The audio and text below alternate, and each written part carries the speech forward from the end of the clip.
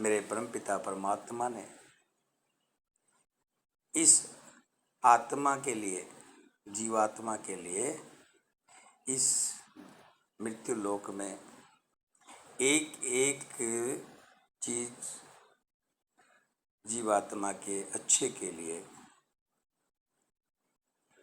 बनाई है।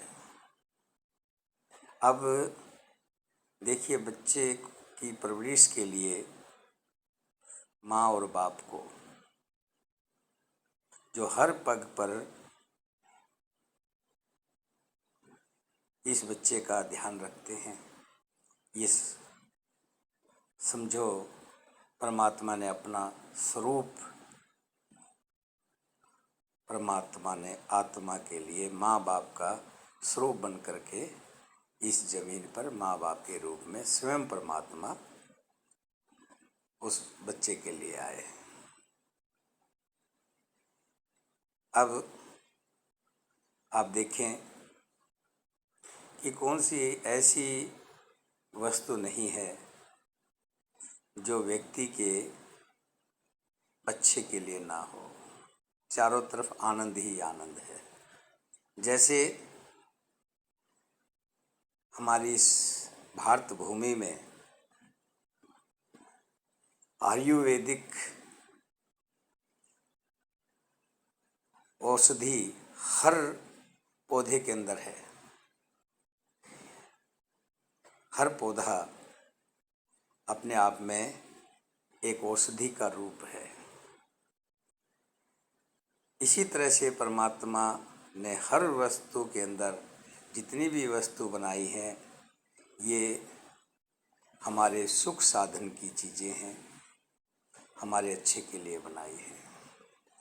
चारों तरफ खुशी है, लेकिन इसमें ये बात भी आती है कि जैसे औषधि लाभदायक है, गुणकारी है, लेकिन औषधि कौन से पौधे से क्या लाभ मिल सकता है, इसका ज्ञान होना भी आवश्यक है।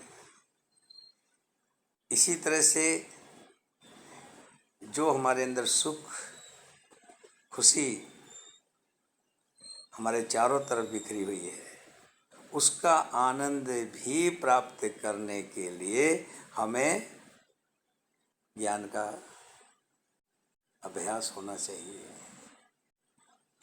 परमात्मा कहता है कि कौन कहता है कि मैं तेरे पास नहीं, अरे पगले मैं तो तेरी बगल में हूँ, लेकिन तुझे विश्वास नहीं।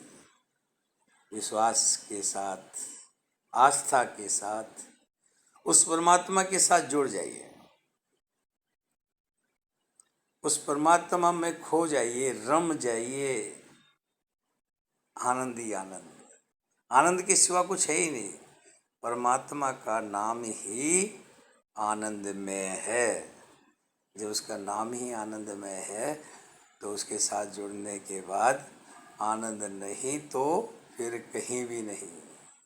गंगा में गोता लगाने के बाद, गंगा के हरिद्वार जाने के बाद भी अगर कोई गंगा में गोता ना लगाएं तो अब क्या समझें? अब तो उसकी कमी है।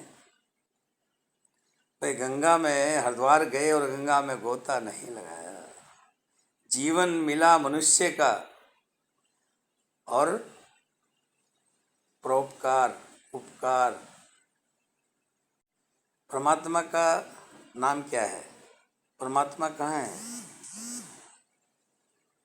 अगर हम कहें परमात्मा, पर आत्मा, पर मैंने दूसरे की, आत्मा दूसरे की आत्मा, दूसरे की आत्मा को सुख देना ही परमात्मा के दर्शन हैं। परमात्मा से जुड़ना है। बस आप परमात्मा से जुड़ जाओ। मैं विश्वास के साथ कहता हूँ, आनंद आपके चारों तरफ रहेगा। आनंद ही आनंद होगा, इसके सिवा कुछ भी नहीं होगा। एक बार परमात्मा के साथ जुड़ के तो देखिए। बोलिए सियापति रामचंद्र।